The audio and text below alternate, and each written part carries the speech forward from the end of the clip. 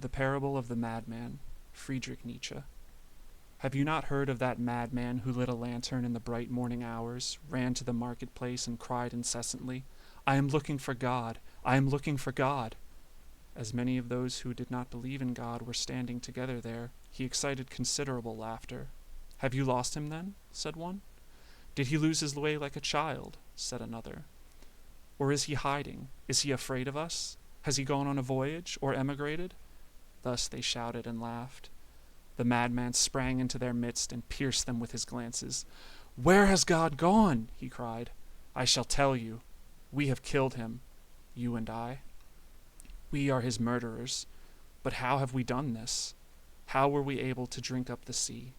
Who gave us the sponge to wipe away the horizon? What did we do when we unchained the earth from its sun? Whither is it moving now? Whither are we moving now? Away from all suns? Are we not perpetually falling, backward, sideward, forward, in all directions? Is there any up or down left? Are we not straying as through an infinite nothing? Do we not feel the breath of empty space?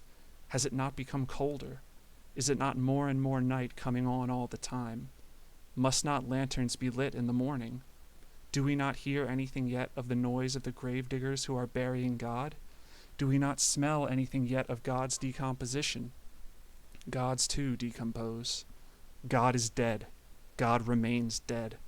And we have killed him. How shall we, murderers of all murderers, console ourselves? That which was the holiest and mightiest of all that the world has yet possessed has bled to death under our knives. Who will wipe this blood off us? With what water could we purify ourselves? What festivals of atonement, what sacred games shall we need to invent? Is not the greatness of this deed too great for us? Must we not ourselves become gods simply to be worthy of it? There has never been a greater deed, and whosoever shall be born after us, for the sake of this deed, he shall be part of a higher history than all history hitherto. Here the madman fell silent, and again regarded his listeners. And they too were silent, and stared at him in astonishment. At last he threw his lantern to the ground, and it broke and went out. "I have come too early," he said then. "My time has not yet come.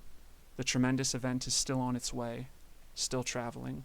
It has not yet reached the ears of men. Lightning and thunder require time. The light of the stars requires time. Deeds require time even after they are done, before they can be seen and heard.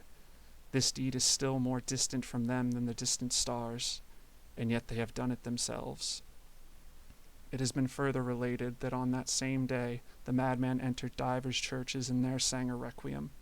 Let out and quieted, he is said to have retorted each time, "What are these churches now, if they are not the tombs and sepulchres of God?"